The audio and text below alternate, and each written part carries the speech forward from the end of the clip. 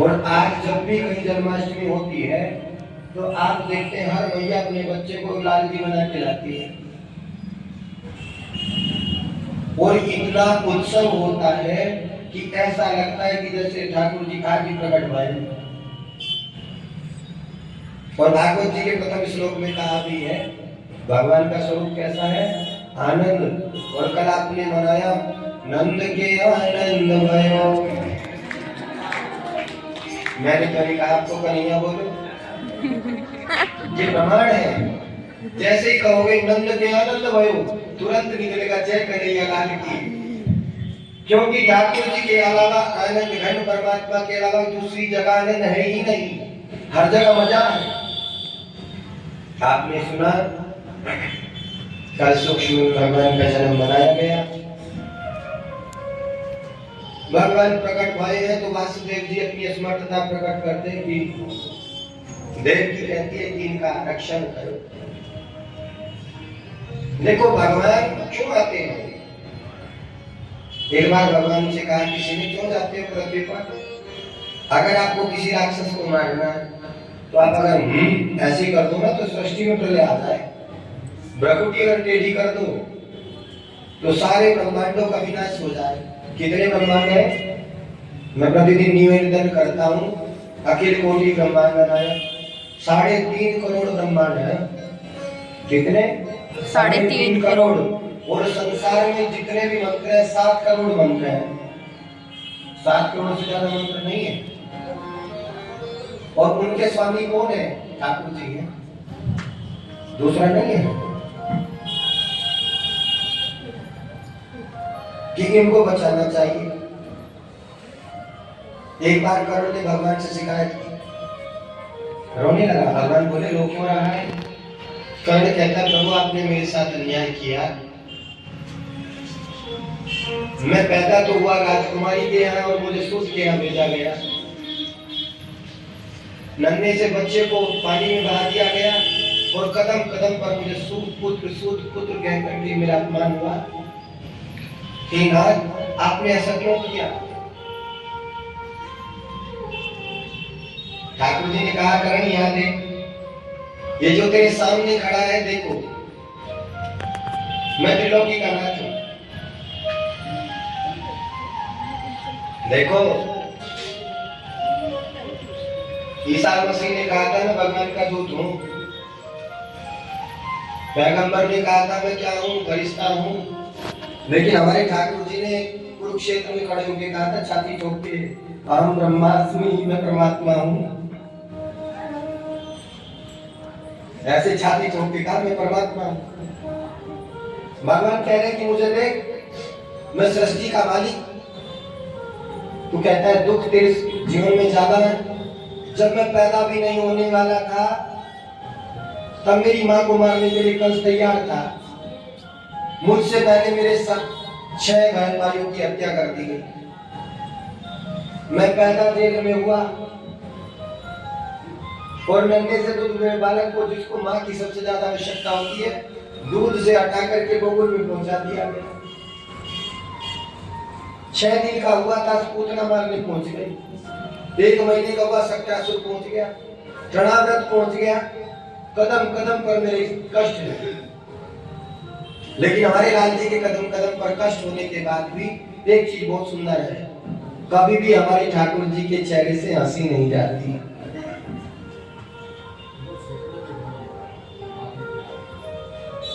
और भगवान अगर रोते हैं, भगवान से पूछा क्यों जाते हो। भगवान ने कहा कि जब जब मुझे माँ बाप के प्रेम की आवश्यकता होती है मैं दौड़ करके पृथ्वी पर चला जाता हूँ। ऐसा माता पिता का प्रेम है। द्रौपदी मैया ने वसुदेव से कहा स्वामी इनको बचाना चाहिए, जबकि जानती हैं कि सृष्टि के मालिक हैं। और वसुदेव को भगवान ने प्रकट होकर के कहा कि मुझे गोकुल में छोड़ा। और जैसे ही भगवान को ऐसे बोध मिल गया तो जो हथकड़ियां पड़ी थी हाथों में, बेड़ियां पड़ी थी पैरों में, सब कट गई। भगवान को जब ऐसे रखा तो जितने बंधन संसार के शरीर पर थे सब कट गए। जानते हैं क्यों? क्योंकि जब इस जीव का संबंध ब्रह्म से हो जाता है तो संसार की जितनी भी माया है अपने आप कट जाती है।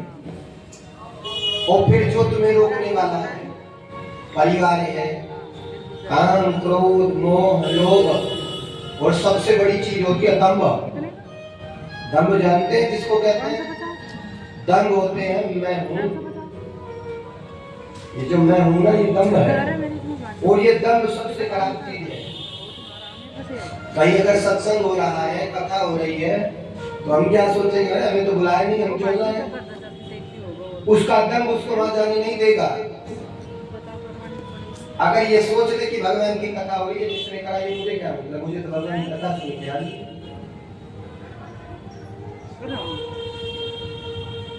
वासुदेव जी जब चले तो समस्त पहरेदार सो गए और यमुना किनारे आए हैं। और यमुना के किनारे खड़े होकर के वासुदेव जी सोच रहे हैं, उस दिन यमुना महारानी इतनी भयंकर स्वरूप में आई है कि वासुदेव जी सोच रहे हैं क्या करूं। घबरा के दिल में मना के दीन दयाल चल दिए, रख के छाछ में अपना बोला चलिए, बोला चलिए। घबरा के दिल में मना के दीन दयाल चल दिए, रख के छाछ में अपना चलिए, बोला चलिए। वसुदेव बेचारे कर्मों के मारे, वसुदेव बेचारे कर्मों के मारे। और यमुना महारानी में सोच रही क्या करूं।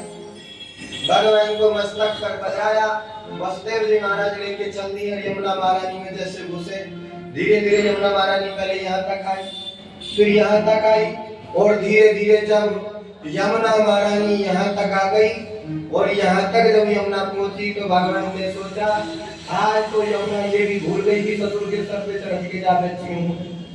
क्योंकि भगवान की पटरानी यमुना महारानी कुंवारी नहीं है। माता यमुना का नाम है कालिंदी, काल की बेटी है, शनि राम महाराज की बहन है, सूर्य की पुत्री है। काल की बहन है, सूर्य की पुत्री है, इसलिए इनका नाम एक सूर्यजा भी है। तो भगवान ने सोचा कि आज तो भगवान को ससुर के सर पे जा बैठी है। और जब भगवान वसुदेव जी ने और जरा सा ऊपर को सर किया तो यमुना महारानी कहती है जरा सर तो झुकाओ वसुदेव जी। क्या कह रही है? तेरी टोकरी में डेढ़ लोग आते हैं, घूमने तो चल मुझे प्रेम से आज यमुना की करिया गया। जरा सर तो झुकाओ वसुदेव जी, तेरी टोकरी में डेढ़ लोग आते हैं, घूमने तो चल मुझे प्रेम से आज यमुना की करिया गया। यमुना कह रही है कि वासुदेव जी, भगवान ने सोचा कि यमुना सारी मर्यादा भूल गई है। और देखो दो भाव है, एक तो भाव ये कि भगवान के चरणों का प्रक्षालन करने के लिए यमुना महारानी बढ़ी है, और दूसरा भाव ये देते हैं सुखदेव बाबा कि यमुना महारानी इतना रोई कि आज मेरे प्रभु को दंगे से बालक को माँ से दूर करके आज गोकुल को छोड़ के आ रहे हैं, इसलिए यमुना महारानी में जल बढ़ा है। भगवान ने जब देखा कि यमुना तो सर पे जा बैठी है ससुर के, तो भगवान ने अपने चरण को नीचे लटकाया और यमुना महारानी ने भगवान के चरणों का प्रक्षालन किया है। और चरणामृत लेकर के प्रसन्न होकर के यमुना महारानी अपने वास्तविक स्वरूप में आकर के कहने लगी, बोलो यमुना महारानी की जय हो। आज ये मुझको पार करेंगे, मैं हूँ इनकी आभारी हूँ। ये मुझे पार करने आए हैं। राम बने गंगा तट आए, यमुना तड़प रही थी। राम बने गंगा कटवाए, मारे थे अत्याचारी। यमुना प्रसन्न है कि राम बनकर के गंगा के तट गए थे और वहां क्या किया, वहां राक्षसों को मारा। लेकिन यहाँ क्या करने आए हैं, यहाँ तो बाल क्रीड़ा करने आए हैं। और भगवान को लेकर वसुदेव जी गोकुल पहुंचे और गोकुल में जाकर के सब सोए पड़े हैं। क्यों? क्योंकि वहां माता यशोदा ने कन्या को जन्म दिया। कन्या को ने योग माया, और जहां माया होती है सब सोए पड़े रहते हैं। हम भी तो सोए पड़े हैं। हम सब ये समझते हैं कि हमारे पास बहुत समय है, हमें तो 100 साल जीना है। पल की खबर नहीं है, सामान 100 बरस का। 100 बरस का सामान तैयार करके रखते हैं, लेकिन क्या कल का भरोसा है किसी को?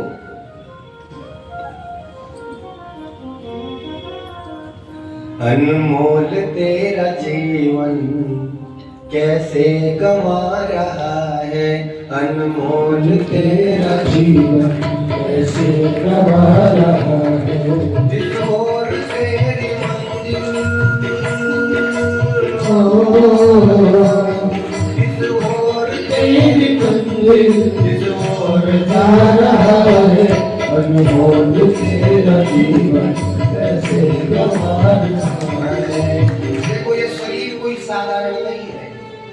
मैंने पहले भी बताया था, नासा ने रिसर्च किया है, 35 खरब रुपए में शरीर जो का जो बन जाएगा, लेकिन वो भी एक जगह असमर्थ है। ये जो बोल रहा है ना, ये नहीं डाल सकते और सब चीज बना सकते हैं, क्योंकि ये कारीगरी तो मेरे ठाकुर जी की है। बनाए दई मेरे कारीगर ने कैसी सुंदर बकरी, ठाकुर जी ने तो बना के भेजा। और देखो ध्यान रखना, जो ये कार है ना, कारें घूम रही, इनके हर साल नए मॉडल आते हैं। अगर कोई कार लॉन्च होगी तो ये इसका फर्स्ट मॉडल, ये सेकंड, ये थर्ड इसका टॉप मॉडल है। लेकिन इस इंसान को भगवान ने ऐसा बना के भेजा है कि इसका फर्स्ट सेकंड नहीं, टॉप ही मॉडल रहता है। और विचित्र बात, संसार में जितने भी मनुष्य हैं सबके फिंगरप्रिंट अलग हैं, सबके फिंगरप्रिंट अलग हैं। लेकिन मेरे नाथ ने एक बड़ी कृपा करके भेजा है। हर व्यक्ति अपने आप को सुंदर मानता है, काला अपने आप को सुंदर मानता है। कोई रानी थी, रानी की बेटा था, उसके यहाँ दासी रहती थी। दोनों के बच्चे एक स्कूल में पढ़ते थे। उसने कहा कि तू ऐसा करना, तेरे बच्चे को मैं ही पढ़ा दूंगी, और एडमिशन करा दिया। वो गई है, एक दिन उसने कहा बेटा ऐसा कर, तू खाना दे के आ। कि किसको देना? कि जो तुझे इस विद्यालय में सबसे सुंदर लगे उसको भोजन दे के आना। सबसे सुंदर जो है मेरा बेटा है। रानी ने कहा, उसने कहा ठीक है। वो गई खाना देने, अब जा करके खाना दे के आ गई अपने बच्चे को। एक दिन, 2 दिन, 3 दिन, 4 दिन उसने कहा माँ आप मेरा भोजन नहीं भेजती है? माँ ने कहा बेटा मैं तो रोज भेजती हूँ। दासी को बुलाया कि तू भोजन नहीं लेके आती है कि मैं लेके आती हूँ? मेरे बेटे को तो नहीं मिला। उसने कहा कि आपने कहा था कि जो सबसे सुंदर हो। तो रानी ने कहा कि मेरा बेटा सुंदर नहीं है। उसने कहा कि मुझे तो सबसे ज्यादा अपने बेटे से सुंदर कोई लगता ही नहीं।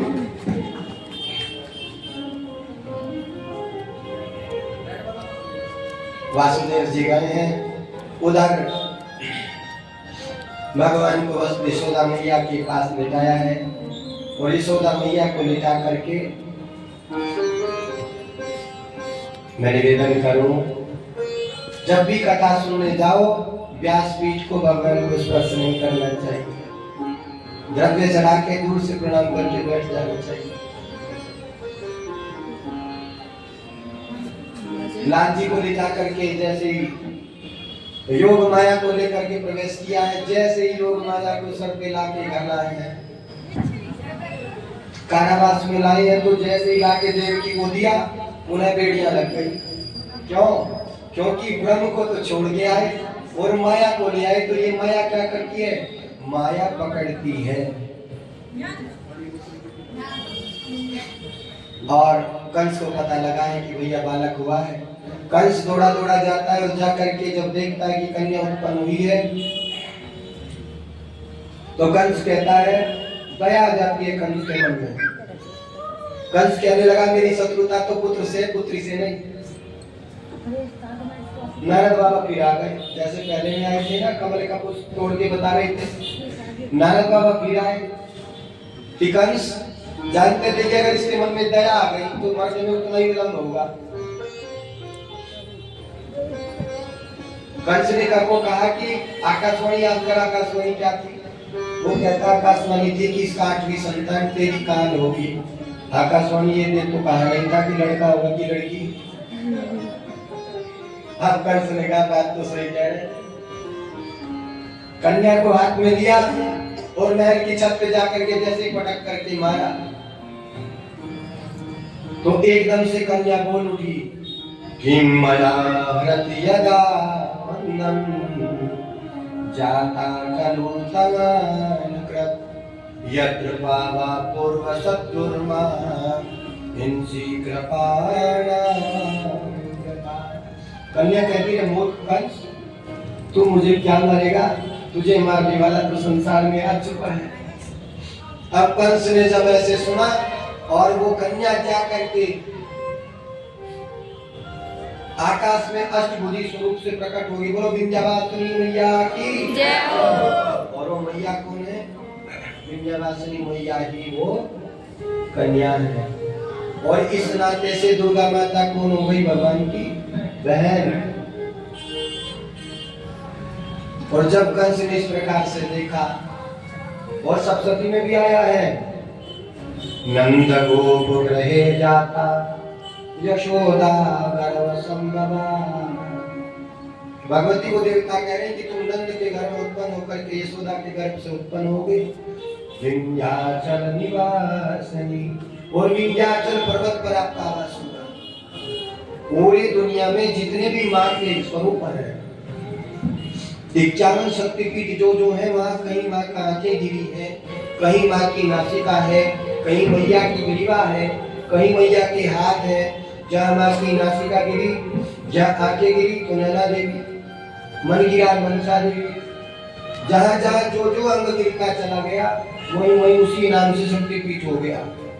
लेकिन विंध्येश्वर में विंध्येश्वरी माता पूर्ण रूप से साक्षात विराजमान है, और हमारे ठाकुर जी की कुल देवी है। बोले मेरे श्री माता की जय। तेरे चरण, एक बार माँ को प्रणाम करें, फिर आगे चले। तेरे चरणों में जननी भावना के फूल आया, तेरे चरणों में आया, तेरे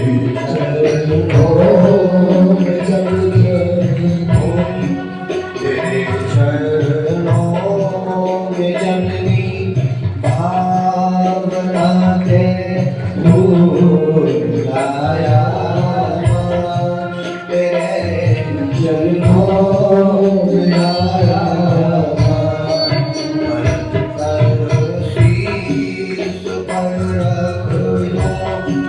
करे सोता बताया,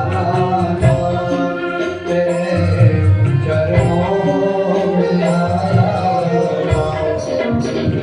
माँ को पुकार के कह दीजिए, महाकाली महालक्ष्मी महामाई तू ही माता। महाकाली महालक्ष्मी महामाई तू ही माता। शरणो माँ तोई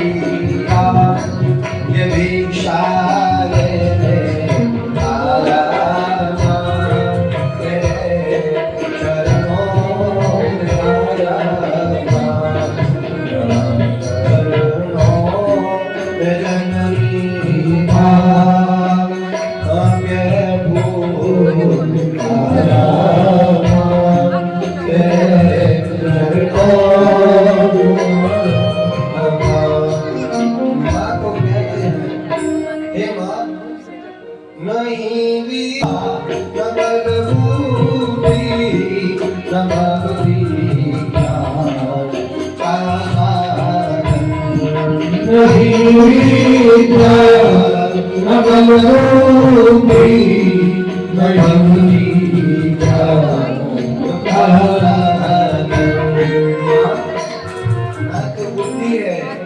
ना विद्या है ना बल है, फिर माँ पूछती है फिर क्या करने आए हो?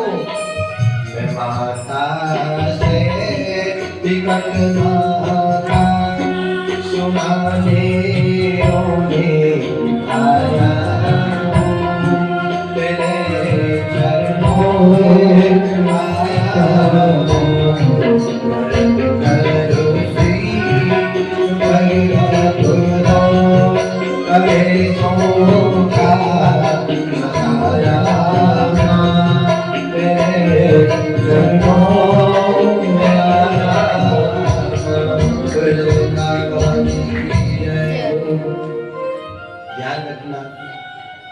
माँ के सामने जाकर के कभी कुछ मांगने की आवश्यकता नहीं,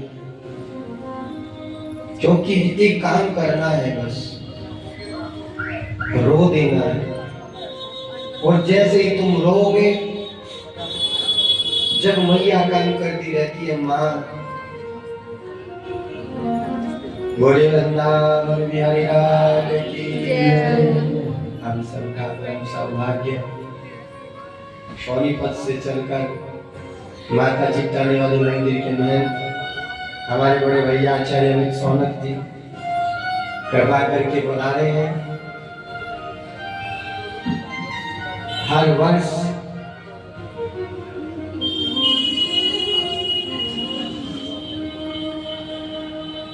सोनीपत में आचार्य जी के मंदिर में सबसे पहले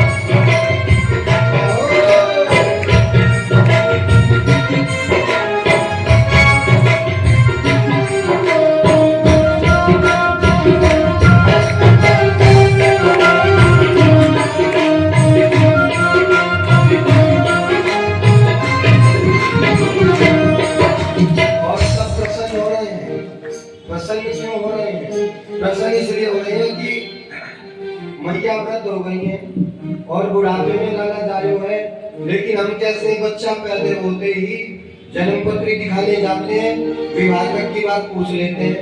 और ब्रजवासी क्या सोच रहे हैं? ब्रजवासी कह रहे हैं बड़े भागन तेरे मांग यशोदा ऐसा सुखद जायो, बड़े भागन से मांग यशोदा ऐसा सुखद जायो।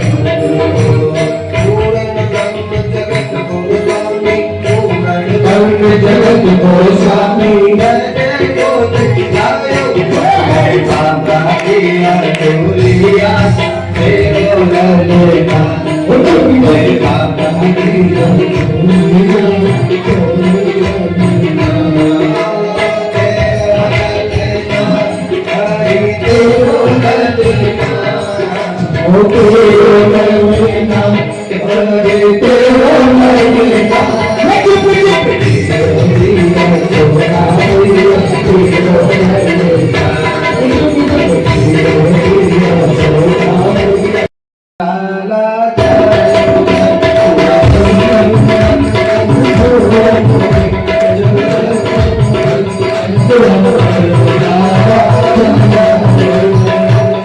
आनंद के साथ आनंद मना रहे थे और नाचते नाचते नंद बाबा को याद आया कि मुझे तो मथुरा जाना है कर देने के लिए। और नंद बाबा ने एक गोप को बुलाया, भैया तनिक यहाँ गोपाल गोकुल रक्षायाम निरूप्या मधुरं गतां नन्दाकस्य सवार्षिक्यं करं दातुकुरुभया। नंद बाबा को याद है कि मुझे तो मथुरा कर देने जाना है। ये नंद बाबा कौन है, ध्यान से सुनना। नंद बाबा ये जीव है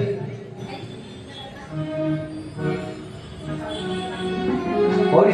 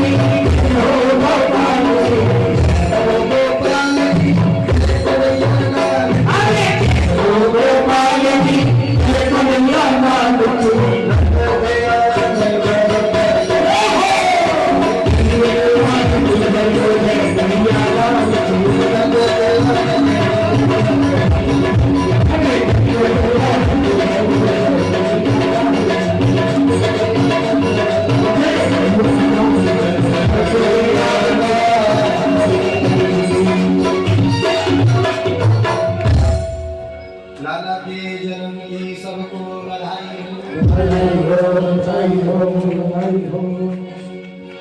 भैया नेक नेक आगे आ जाओ, नेक नेक सर जाओ।